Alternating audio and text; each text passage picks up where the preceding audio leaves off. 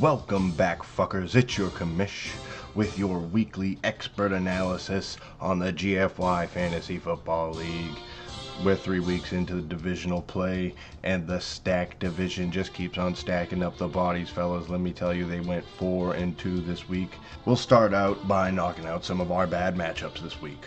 We got Shu versus Greg. Shu looking to keep his team in the playoff hunt. He slams into a 170.6-point wall of a performance from Greg.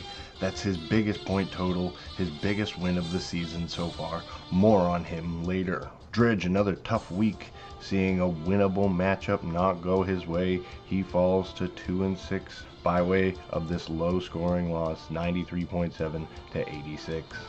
And wrapping up some of this riffraff here at the bottom of the standings, we got two artillerymen that are just digging a hole to nowhere, two boots looking for gun line, verifying rounds, checking cracks in collar meters. How are these artillery jokes doing? You artillery guys like that?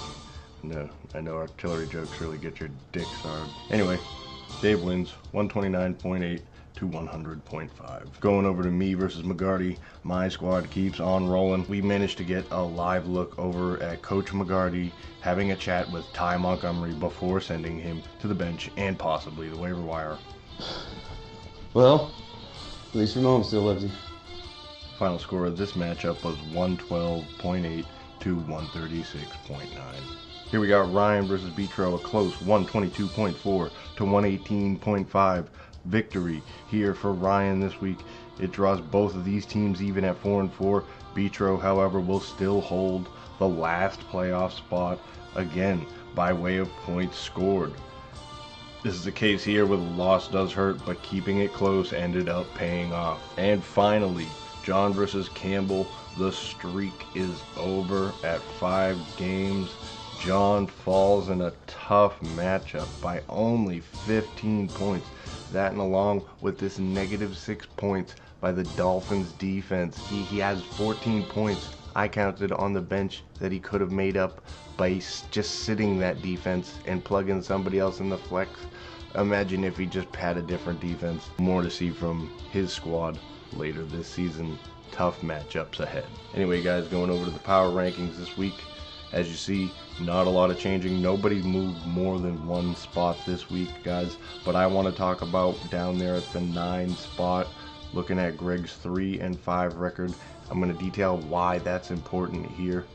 We're going to go look back over at the standings now. As you can see here, I got the points for highlighted here. Team Hopalong, 3rd in the stack division, 1,011.7 points. That 3-5 record he's got, if he draws even with those 4-4 teams at any point and it goes to a tiebreaker for that last playoff spot, Greg's in it, guys. The message here, you just need to win your matchups, get back in the hunt. Quick sneak over to the playoff bracket here, what it's going to look like. As you see here in the 6th spot, Betro is claiming that last spot, getting to play Black Panther Party in that first round of the playoffs. Qualifying for round 2 is what gets you your money back, guys. Round 3 is where the big money's gonna get made. PPR Poppy, winter is coming, first round buys.